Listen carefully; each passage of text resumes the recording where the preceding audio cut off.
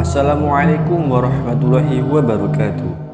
Sahabat ini Islam yang budiman, azan bagi umat Islam adalah panggilan untuk menunaikan sholat fardu. Azan dikumandangkan oleh seorang muazin dari masjid setiap memasuki 5 waktu sholat. Kata azan sendiri berasal dari kata azina yang berarti mendengar atau diberitahukan. Hal ini merupakan hasil dari Nabi Muhammad yang mencari solusi agar umat Islam dapat melaksanakan sholat tepat waktu.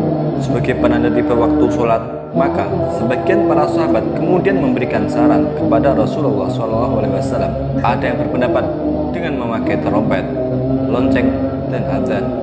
Dari berbagai saran tersebut, azanlah yang dipilih sebagai penanda waktu masuknya sholat. Lalu, pernahkah Nabi Muhammad SAW mengumandangkan azan? Mari kita bahas bersama di Ini Islam.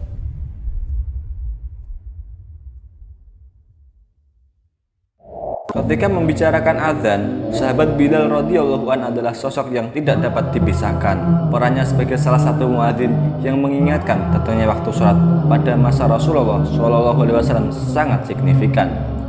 Suaranya yang indah dan lantang menjadi faktor yang menyebabkan Rasulullah SAW menunjuknya sebagai muadzin. Dari situ kemudian kumandang azan selalu identik dengan panggilan sholat 5 waktu. Berdasarkan hadis dari Malik bin Al-Huwairits, aku mendatangi Nabi SAW bersama beberapa orang dari kaumku. Kemudian kami tinggal di sisinya selama 20 hari. Nabi SAW seorang yang dermawan dan sangat lemah lembut. Ketika beliau melihat kerinduan kami kepada keluarga, maka beliau berkata, "Pulanglah kalian dan tinggallah bersama mereka, dan ajarilah mereka agama Islam, serta sholatlah kalian. Apabila datang waktu sholat, maka hendaklah salah seorang dari kalian berazan, dan orang yang paling dituakan mengimami sholat kalian." Karenanya azan didefinisikan menurut syara adalah pemberitahuan masuknya sholat 5 waktu dengan redaksi yang sudah diketahui dan matsur dengan sifat khusus seperti yang dijelaskan dalam kitab Al-Mawsu'atul Fiqhiyah Al-Kuwaitiyah. Pengertian azan secara bahasa adalah pemberitahuan, al-i'lam. Allah berfirman di dalam Quran surat Al-Hajj ayat 27, "Dan berserulah kalian kepada manusia untuk mengerjakan haji." Maksud berseru dalam ayat ini adalah memberitahukan kepada mereka, dan menurut syara adalah pemberitahuan masuknya waktu sholat fardu dengan redaksi yang sudah maklum dan matsur dengan sifat khusus. Al-Mawsu'atul Fiqhiyah Al-Kuwaitiyah juz 2 halaman 357. Dalam sejarahnya, menurut pendapat yang lebih sahih, azan pertama kali disyariatkan pada tahun ke-1 Hijriah di kota Madinah. Pandangan ini didasarkan kepada beberapa riwayat yang dianggap sahih.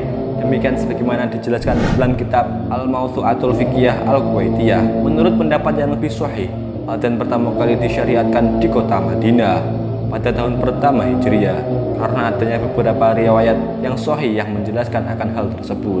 Jika sahabat Bilal radhiyallahu an dikenal sebagai salah satu muadzin pada masa Rasulullah SAW sebagai Rasul terakhir yang diutus Allah dengan membawa ajaran Islam, tentu tak sedikit orang yang pernah bertanya-tanya apakah Rasulullah pernah mengumandangkan azan, maka kemudian melahirkan pertanyaan.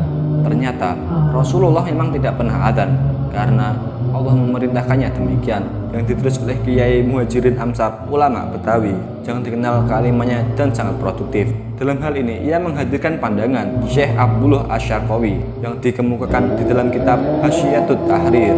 Menurut Asy-Syarqawi, Rasulullah pernah mengumandangkan azan sekali, yaitu ketika dalam perjalanan atau safar. Lebih lanjut, ia menyatakan ketika sampai pada syahadat kedua, Rasulullah mengumandangkan asyhadu anna Muhammadar Rasulullah.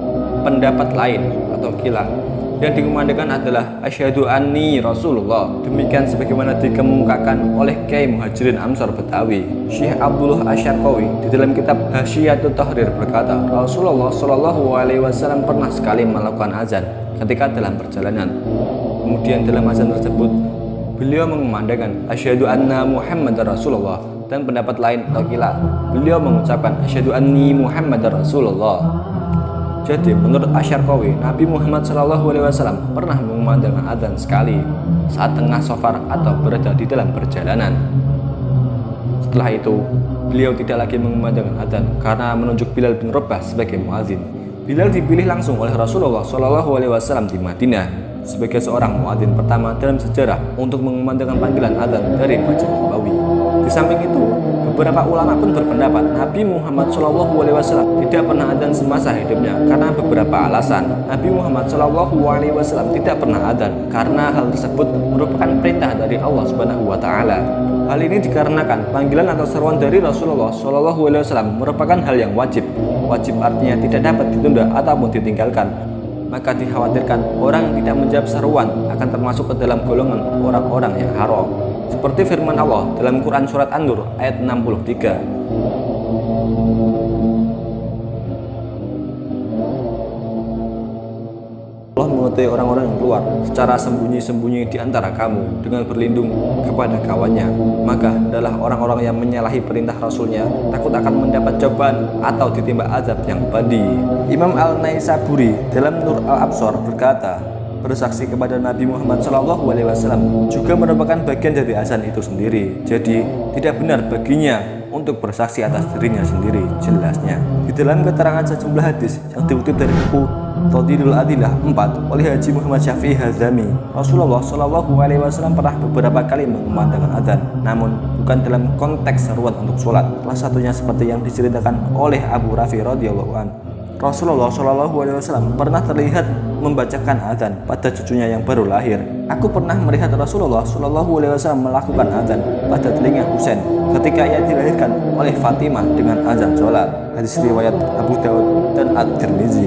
Di samping itu, Syekh Abdullah Asy'arqawi dalam kitab Hasyiyatut Taqrir pernah menyatakan bahwa Rasulullah SAW pernah mengumandangkan adzan sekali saat dalam perjalanan atau safar. Imam An-Nawawi menjelaskan, dan alasan ulama yang mengunggulkan lebih utama menjadi imam adalah karena Nabi Muhammad SAW.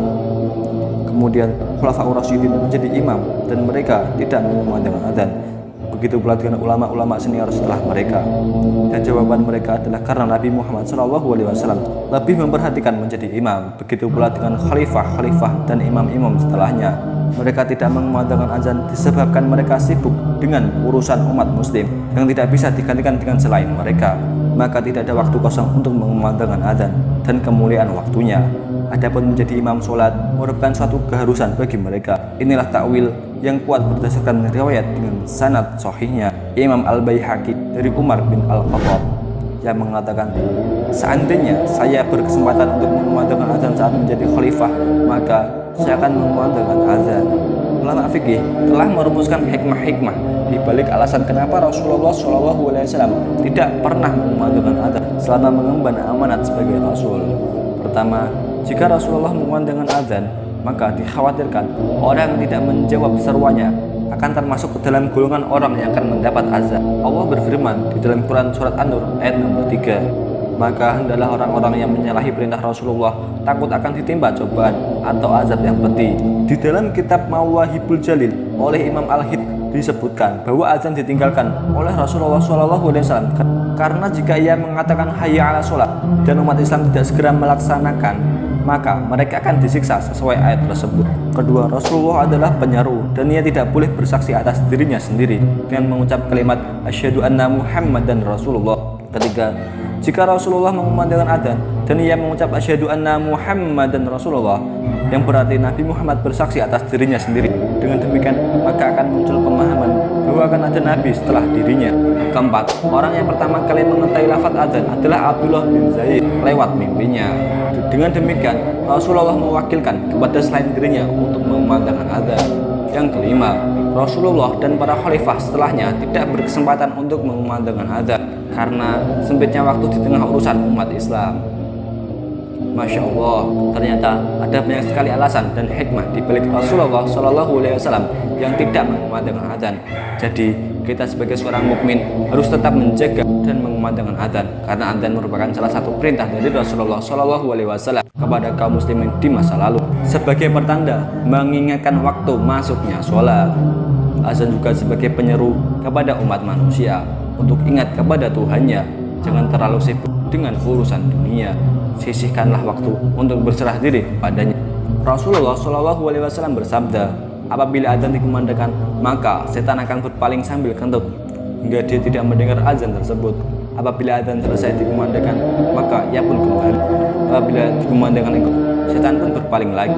Apabila iqamah selesai dikumandangkan, setan pun kembali. Ia akan melintas di antara seseorang dan nafsunya. Hadis riwayat Bukhari nomor 608 dan Muslim nomor 389. Oleh karena itu, agar setan terus dalam ketakutan, maka kita harus mengajarkan azan kepada generasi penerus menjadi suatu hal yang harus kita lakukan. Jika tidak, maka siapa lagi yang akan mengumandangkan indahnya lantunan kalimat azan ketika orang-orang yang biasanya azan di masa lalu sudah tiada? Karena apabila azan sudah tiada, maka kiamat sudah tiba. Karena kiamat terjadi apabila sudah tidak ada orang yang menyebut nama Allah. Wallahu a'lam bishawab. Terima kasih. Wassalamualaikum warahmatullahi wabarakatuh.